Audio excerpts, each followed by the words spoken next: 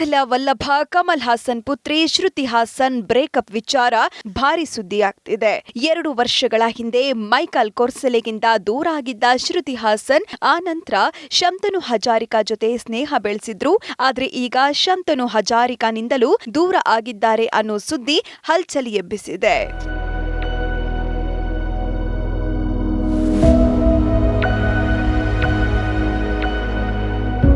ನಟನೆ, ಗ್ಲಾಮರ್, ಗಾಯನದ ಮೂಲಕ ಮನೆ ಮಾತಾಗಿರುವ ಶ್ರುತಿ ಹಾಸನ್ ಬಹುಬೇಡಿಕೆಯ ಬಹುಭಾಷಾ ನಟಿ.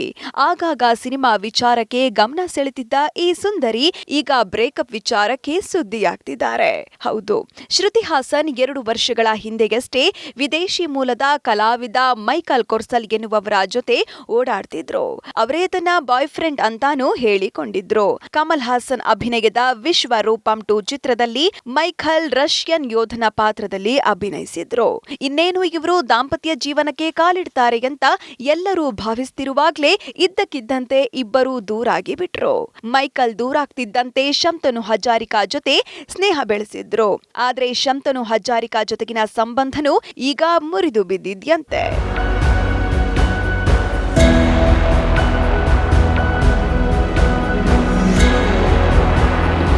ಶ್ರುತಿ ಹಾಸನ್ ಹಾಗೆ ಶಂತನು ಒಂದು ರೀತಿಯಲ್ಲಿ ಸಹ ಜೀವನವನ್ನೇ ನಡೆಸುತ್ತಿದ್ರು. ಅದನ್ನು ಅವರು ಒಪ್ಪಿಕೊಂಡಿದ್ರು.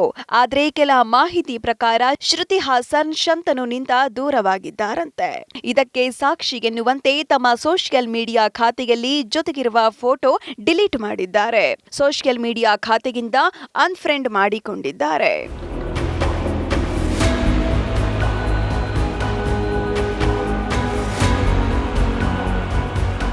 ಅಂದಹಾಗೆ ಶಂತನು ಶ್ರುತಿ ಹಾಸನ್ ಇಬ್ಬರಿಗೂ ಸಂಗೀತ, ಕಲೆ, ಸಿನಿಮಾ ಬಗ್ಗೆ ತುಂಬಾ ಆಸಕ್ತಿ ಇದೆ.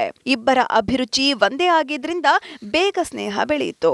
ಈ ಹಿಂದೆ ಶಂತನು ಬಗ್ಗೆ ಮಾತನಾಡುವಾಗ ಶ್ರುತಿ ಹಾಸನ್, ಶಂತನು ಸಿಕ್ಕಾಪಟ್ಟೆ ಕರುಣಾಮಯಿ, ಪ್ರತಿಭಾವಂತ, ನನಗೆ ಅವನ ಕಲೆ ಬಹಳ ಸ್ಫೂರ್ತಿ ಅಂತ ಹೇಳಿಕೊಂಡಿದ್ರು.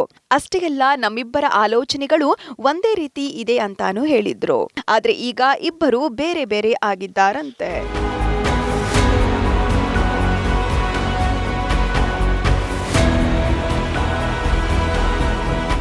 ಈ ಹಿಂದೆ ಸಲಾರ್ ಸುಂದರಿ ನನಗೆ ಮದುವೆ ಅಂದ್ರೆ ಭಯ ಆಗುತ್ತೆ ಅಂದಿದ್ರು.